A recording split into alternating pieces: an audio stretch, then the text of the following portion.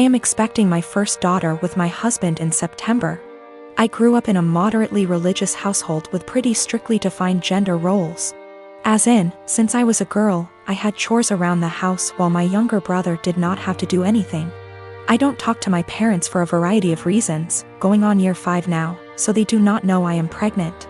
Both my aunts and grandparents were very supportive of me leaving my household and as such have been my main family. Being 6 months pregnant now, people have started to give gifts and I am very grateful for them. We have decided that we don't want our daughter to be surrounded by pink everything with only girl things. So we have made a conscious effort to include traditionally boy outfits and toys like dinosaurs and cars. We have told people that any gender items would be accepted, and if it's getting too much pink, we have gone out to balance a bit. Getting a green jacket or something. My younger aunt has taken great offense to this because boys are boys and girls are girls. And she is a very verbal and loud person and has let us know several times her opinions. She has 2 boys. At my baby shower, my older aunt gifted us a book called Goodnight Construction Site and a little stuffed truck. My younger aunt went on a tirade about how we are somehow making our daughter trans and not allowing her to be a girl. And she's a loud person, so of course her saying this was more like a yell. And in front of my very liberal in-laws who are very supportive of our choice. Pregnancy hormones took over and I grabbed the toy, gave it to my younger aunt and asked her what part of the penis was needed to operate this toy truck. She yelled that's not what she meant and left. The rest of the baby shower went fine, but it was a bit awkward after. Since then she has been blowing up Facebook where a bunch of people agree with her that I am making my daughter trans, and have been telling me that I was an asshole. The rest of my think what we are doing is fine, but that I shouldn't have handled it that way.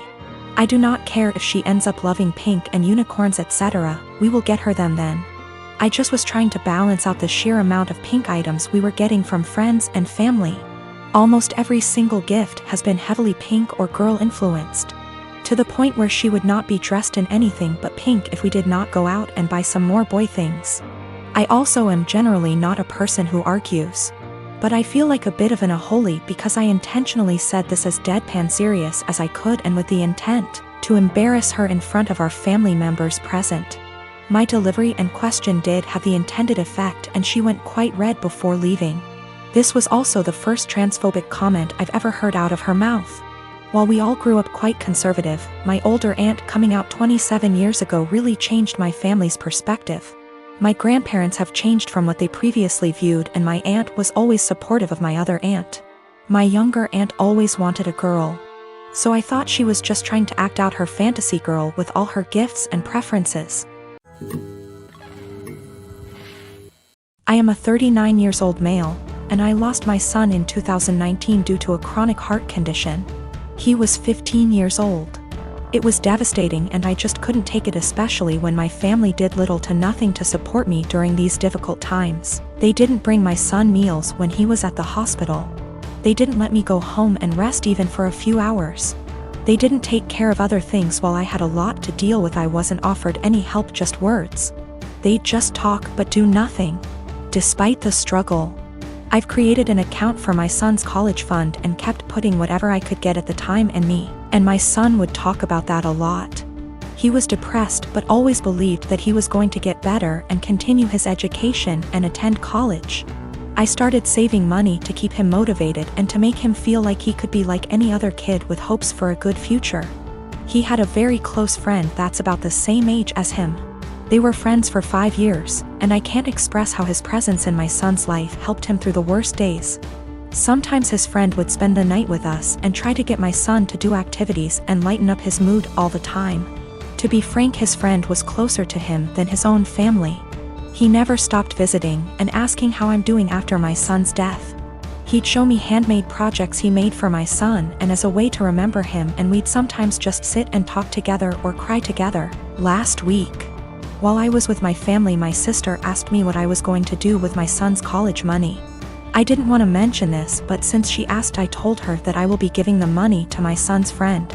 She barely even recognized his friend and was confused and said that my nephew deserves this money since he's family. My mom agreed that I wasn't thinking straight and that I should help the people close to me, family, and that my nephew has a right to go to college, and I was wrong for giving this opportunity away to someone else. I didn't know what to say. They kept pointing out that I was making a mistake and how my nephew will resent me if he finds out. Thing is, my nephew wasn't close to my son. I don't even know why he'd be bothered. My sister went on about not being able to afford my nephew's college. I told her this was my decision, and I felt more comfortable that way. She started lashing out, constantly texting me, constantly wanting to talk to me, and ending up arguing. When I snapped, she had my mom calling me, basically guilt-tripping me and telling me I'm wrong and that I needed to think about this. It's just too much pressure and I'm feeling lost and unable to figure out how to deal with this. I've been with my fiancé for 3 years, 8 months engaged. We've had our ups and downs, but for the most part things have been pretty great, until she moved in 6 months ago. We've been combining our lifestyles and finances, basically easing into merging our lives together. The problem is she's a people pleaser, in her own words. She's been in therapy for 6 years, and I guess I never knew how bad it was until moving in with her. A lot of which she's hidden from me. She recently was promoted into accounts payable at her company and realized she is the lowest paid person on payroll. She didn't negotiate a good starting wage, and has never asked for a raise, or had one, despite multiple promotions. She inherited a car a few months ago and sold it. She had offers online from $18,000 to $25,000. But sold it to the first person who showed up for $10,000. She caught someone stealing her bike at college. The woman stealing the bike managed to convince my fiancé that it was actually her bike, and my fiancé just let her take it, despite the fact that she caught the woman cutting her bike lock. Last spring was my 30th birthday and she ordered a giant chocolate cake for the party.